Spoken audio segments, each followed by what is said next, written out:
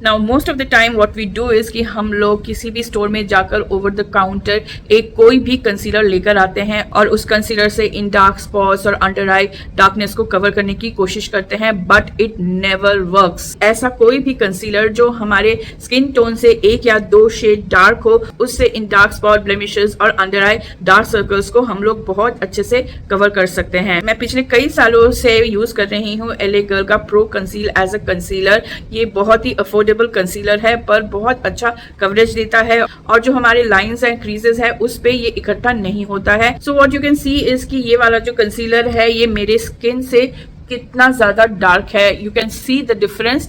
Now this dark concealer will help me in covering my under eye dark circles as well as these hyper pigmentation and acne marks. What we need to do is कि जो भी हमारा problem वाला area है, जहां पे dark marks हैं, जहां पे हाइपर पिगमेंटेशन है, वहां पे थोड़ा सा लगा लेना है। क्योंकि ये कंसीलर बहुत ज्यादा फुल कवरेज नहीं है तो इसको फुल कवरेज बनाने के लिए मैं इसे कुछ सेकेंड्स के लिए छोड़ देती हूँ। You can leave it for 30 to 40 seconds और उसके बाद मैं इसे ब्लेंड करती हूँ। थोड़ी देर छोड़ने की वजह से ये कंसीलर थोड़ा सा थिक हो गया है। नाउ मैं इसे ब्लेंड कर देती हूँ अच्छे से। को ब्लेंड करते वक्त बहुत ज्यादा प्रेशर यूज नहीं करना है। To use very light hand to blend this dark concealer into your skin. अब इसे हम पाउडर से सेट नहीं करेंगे बिकॉज इस डार्क शेड को हमें थोड़ा सा न्यूट्रलाइज करने की जरूरत है।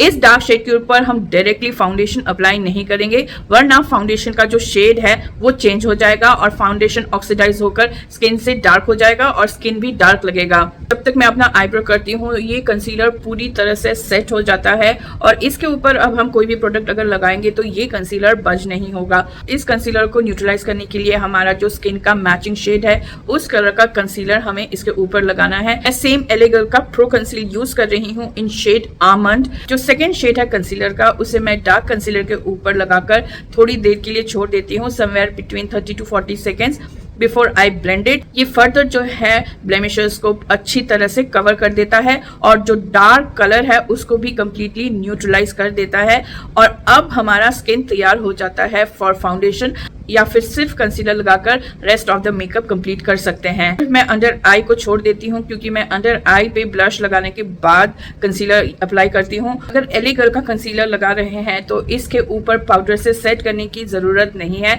बिकॉज ये एक बार सेट हो जाए तो क्रीज नहीं करता है और बज भी नहीं करता है। अपर आईलिड पे जो कंसीलर लगाया है डार्कनेस को हाइड करने के लिए, वहां पे सिर्फ पाउडर से थोड़ा सा सेट करना है। हम कोई क्रीम कंसीलर यूज करते हैं जो सेट होने के बाद सूखता नहीं है, then only we will use powder to set our rest of the face. इसके ऊपर कोई भी सेटिंग स्प्रे अगर हम अप्लाई कर लेंगे तो ये कंसीलर कंप्लीटली सेट हो जाएगा। मेरे फेस के जितने भी डार्क स्पॉट्स हैं वो कंप्लीटली हाइड हो चुका है एक्सेप्ट दिस अंडर आई।